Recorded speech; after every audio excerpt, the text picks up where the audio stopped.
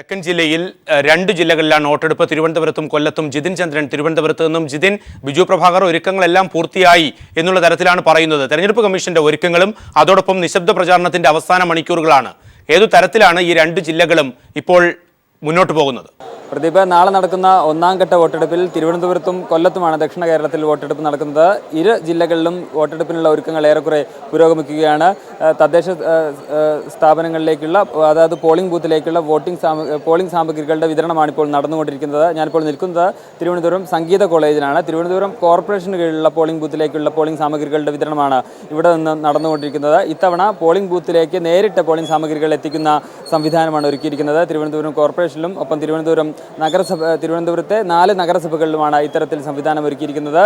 3 മണിയോടുകൂടി അതത് പോളിംഗ് ബൂത്തിലേക്ക് സെക്ടറൽ ഓഫീസർമാർ ഈ സംഗീത കോളേജിൽ നിന്നും പോളിംഗ് ഉപകരണങ്ങൾ അങ്ങോട്ട് നേരിട്ടെത്തിക്കും.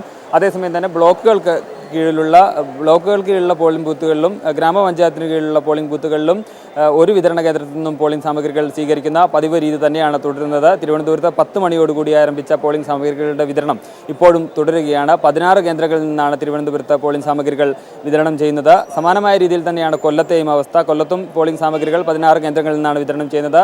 ഇരു ജില്ലകളിലും പ്രശ്നങ്ങളൊന്നുമില്ലാതെ തന്നെ പോളിംഗ് സാമഗ്രികളുടെ വിതരണം ഏറെക്കുറെ പൂർത്തിയായി കഴിഞ്ഞു. 5 മണിയോടുകൂടി തന്നെ ഇത് പൂർണ്ണമാവുമെന്നാണ് പ്രതീക്ഷിക്കുന്നത്. ഒപ്പം മറ്റ് സുരക്ഷാ സംവിധാനങ്ങളും അവസാന ഘട്ടത്തിലാണ്.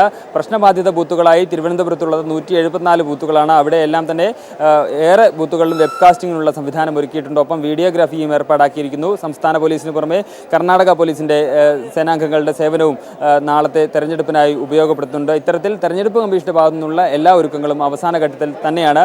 അതേസമയം രാഷ്ട്രീയ പാർട്ടികളുടെയും സ്ഥാനാർത്ഥികളുടെയും പ്രവർത്തകരും എല്ലാം തന്നെ ഇന്ന് നിശബ്ദ പ്രചരണത്തിന്റെ തിരക്കിലാണ്. ഇന്നലെ 5 മണിയോടുകൂടി പരസ്യപ്രചരണം അവസാനിച്ചത് മുതൽ തന്നെ നിശബ്ദ പ്രചരണം സജീവമായി കഴിഞ്ഞു. നമുക്കറിയാം, വളരെ കുറച്ച് ദിവസങ്ങൾ മാത്രമാണ് ഇത്തവണ തദ്ദേശ തെരഞ്ഞെടുപ്പിന്റെ പ്രചരണത്തിനായി പാർട്ടികൾക്കും സ്ഥാനാർത്ഥികൾക്കും ലഭിച്ചത്. അതുകൊണ്ട് തന്നെ അവസാന വേളകൾ കൂടി പരമാവധി ഉപയോഗപ്പെടുത്താനുള്ള തിരക്കിലാണ് രാഷ്ട്രീയ പാർട്ടികളും സ്ഥാനാർത്ഥികളും പ്രവർത്തകരും എല്ലാം ഉള്ളത്. നാളെ രാവിലെ 7 മണിയോടുകൂടി വോട്ടിംഗ് ആരംഭിക്കുന്നതുവരെ തങ്ങൾക്ക് സാധ്യതയുള്ള എല്ലാ വോട്ടുകളും ഉറപ്പാക്കുക എന്ന ലക്ഷ്യത്തോടു കൂടി വീടുകൾ തോറും സ്ക്വാഡുകളായി തിരിഞ്ഞുകൊണ്ട് വിവിധയിടങ്ങളിൽ വീടുകൾ കയറുന്ന തിരക്കിലാണ് രാഷ്ട്രീയ പാർട്ടികളെല്ലാം തന്നെ. ചുരുക്കത്തിൽ ദക്ഷിണ കേരളത്തിൽ നാളെ വോട്ടിംഗ് നടക്കുന്ന കൊല്ലത്തും തിരുവനന്തപുരത്തും എല്ലാ തരത്തിലും ഒരുക്കങ്ങളെല്ലാം തന്നെ അവസാന ഘട്ടത്തിലാണ്. പ്രദീപ്, യെസ്, മധ്യ കേരളത്തിൽ ഇടുക്കിയിലാണ് വോട്ടെടുപ്പ് നടക്കുക. മലബാറിൽ വിനീഷ വൃന്ദാവൻ, 4 ജില്ലകൾ മലബാറിൽ, ഏറ്റവും കൂടുതൽ ജില്ലകൾ ഒന്നാം ഘട്ടത്തിൽ മലബാറിലാണ്.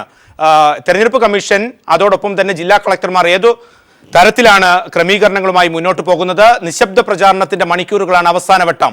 രാഷ്ട്രീയ പാർട്ടികളും അതോടൊപ്പം സ്ഥാനാർത്ഥികളും ഏതു തരത്തിൽ പ്രവർത്തിക്കുന്നു? വലിയ രീതിയിലുള്ള രാഷ്ട്രീയ പ്രചരണങ്ങൾക്കാണ് മലബാറിലെ 4 ജില്ലകളും പ്രചരണങ്ങളിലൂടെയാണ് മലബാറിലെ 4 ജില്ലകളും കടന്നുപോയിക്കൊണ്ടിരിക്കുന്നത്.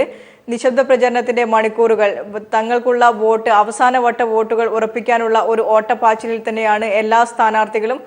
വലിയൊരു മുൻതൂക്കം ഒരു മുന്നണിക്കും അവകാശപ്പെടാനില്ലാത്ത ജില്ലകളാണ് കോഴിക്കോട്, കാസർഗോഡ്, കണ്ണൂർ, ഒപ്പം നാളെ തിരഞ്ഞെടുപ്പ് നടക്കുന്ന വയനാട്. പ്രത്യേകിച്ചും കണ്ണൂർ ജില്ലയുടെ ഒരു രാഷ്ട്രീയ പശ്ചാത്തലം, ചില മേഖലകളിൽ LDFന് മേൽക്കൈ, ചില മേഖലകളിൽ UDFന് മേൽക്കൈ, ഒപ്പം BJPയും വളരെ വലിയൊരു രീതിയിലുള്ള പ്രചരണത്തിൽ തന്നെ കണ്ണൂർ ജില്ലയിൽ മുൻപന്തിയിലുണ്ട്.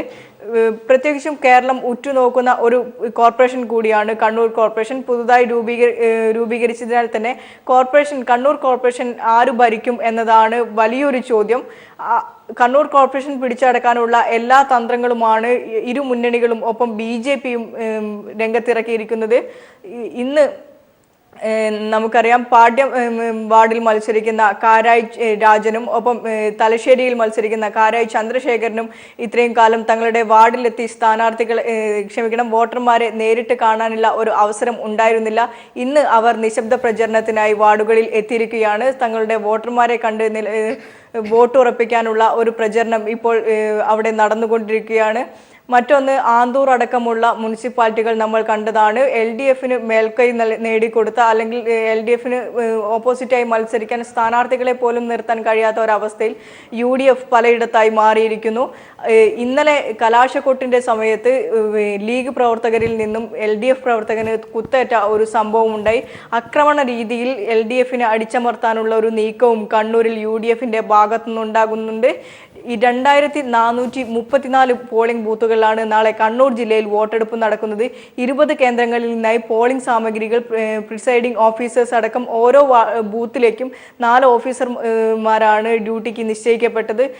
4 പേരും ഒരുമിച്ചെത്തി വിവിധ കേന്ദ്രങ്ങളിൽ നിന്ന് പോളിംഗ് സാമഗ്രികൾ വാങ്ങി പോളിംഗ് സ്റ്റേഷനുകളിൽ എത്തിയിരിക്കുന്നു. നാളെ രാവിലെ 7 മണിയോടുകൂടി തന്നെ ഈ 4 ജില്ലകളിലും പോളിംഗ് ആരംഭിക്കും. വലിയൊരു രീതിയിലുള്ള രാഷ്ട്രീയ പ്രചരണങ്ങൾക്കാണ്, പ്രത്യേകിച്ചും കേന്ദ്ര സംസ്ഥാന സർക്കാരുകളുടെ ഒരു ഭരണവിരുദ്ധ വികാരം, സംസ്ഥാനമൊട്ടാകെ അലയടിച്ചു നിൽക്കുന്ന ഒരു കേന്ദ്ര സംസ്ഥാന സർക്കാരുകളുടെ ഭരണവിരുദ്ധ വികാരം തങ്ങൾക്ക് വോട്ടാകുമെന്ന ഒരു പ്രതീക്ഷയാണ് LDFിനുള്ളത്. കേരളത്തിലെ എല്ലാ സംസ്ഥാനത്തും എല്ലാ ജില്ലയിലും തന്നെ ഈ ഒരു മേൽക്കൈ LDF ക്യാമ്പിൽ നിന്നും അവകാശപ്പെടുന്നുണ്ട്. അത്തരത്തിലൊരു മേൽക്കൈ തന്നെയാണ് മലബാറിലെ ഈ 4 ജില്ലകളിലും LDFിന് അവകാശപ്പെടാനുള്ളത്. UDF കേരള സർക്കാർ ഭരണം, മുഖ്യമന്ത്രി ഉമ്മൻചാണ്ടിയുടെ ഭരണ നേട്ടങ്ങൾ ചൂണ്ടിക്കാട്ടിയാണ് UDF പ്രചരണ രംഗത്തുള്ളത്. അതിനാൽ തന്നെ വലിയൊരു മുന്നേറ്റം UDF ക്യാമ്പിൽ നിന്നും പ്രതീക്ഷയേകുന്നുണ്ട്. കോഴിക്കോട്ടത്തെ കാര്യം പറയുകയാണെങ്കിൽ കോർപ്പറേഷൻ സ്ഥാനാർത്ഥികളായി മത്സരിക്കുന്ന പ്രമുഖരാണ്. മേയർ സ്ഥാനത്തേക്ക് തന്നെ ഇരു മുന്നണികളും പ്രമുഖരെയാണ് നിർത്തിയിട്ടുള്ളത്. വലിയൊരു മത്സരം ഇരു മുന്നണികളും തമ്മിൽ കോഴിക്കോട് കോർപ്പറേഷനിൽ നടക്കുന്നുണ്ട്. കഴിഞ്ഞ 40 വർഷമായി കോഴിക്കോട് കോർപ്പറേഷൻ ഇടതുമുന്നണിയുടെ കയ്യിലാണ്.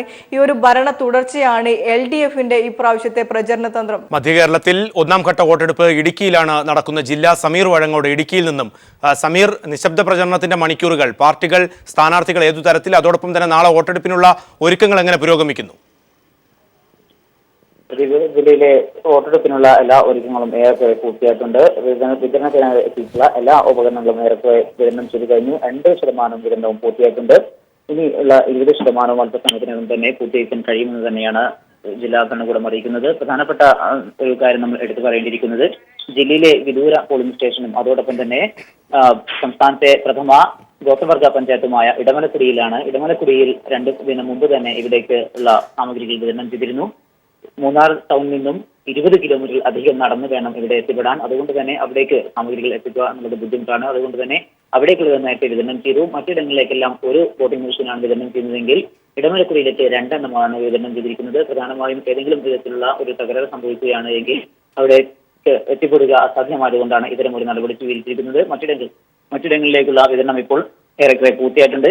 അതോടൊപ്പം തന്നെ ഇന്ന് നിശബ്ദ പ്രചരണവുമായി വിവിധ പാർട്ടികളും സ്വതന്ത്ര സ്ഥാനാർത്ഥികളും എല്ലാം തന്നെ സജീവമാണ്. ഇന്ന് ശേഷിക്കുന്ന മണിക്കൂറുകൾ പരമാവധി ഉപയോഗപ്പെടുത്തിക്കൊണ്ട് അവരുടെ സ്ഥാനാർത്ഥിത്വവും അതിലുപരി അവരുടെ ചിഹ്നവും ജനങ്ങളിൽ ഊട്ടിയുറപ്പിക്കുക, അവർക്ക് വോട്ട് ഉറപ്പിക്കുക എന്ന ഒരു സമഗ്രമായ പരിപാടികളുമായിട്ട് ആണ് ഇപ്പോൾ സ്ഥാനാർത്ഥികൾ നടക്കുന്നത്. ഇടുക്കി സംബന്ധിച്ച് പറയുകയാണെന്നുണ്ടെങ്കിൽ ഇപ്പോൾ ശക്തമായ മഴയാണ് വിവിധ ഇടങ്ങളിലുള്ളത്. എന്നാൽ ഈ മഴയെ മോചിപ്പിക്കാതെ തന്നെ ഇവിടെയുള്ള സ്ഥാനാർത്ഥികൾ എല്ലാവരും തന്നെ അവരുടെ പാർട്ടി നേതാക്കളുമായും പ്രവർത്തകരുമായും ചെന്നുകൊണ്ട് അവിടെ ചെറിയ ഫ്ലെക്സ് ബോർഡുകളും അതോടൊപ്പം തന്നെ അവിടെ ചിത്രം പതിച്ച ചെറിയ കട്ടൗട്ടുകളുമായി തന്നെ പ്രചരണവുമായിട്ട് മുന്നോട്ട് പോകുന്നു. ഏതായാലും അവസാന നിമിഷങ്ങളിലും വളരെ ഊർജ്ജത്തോടുകൂടി തന്നെയാണ് എല്ലാവരും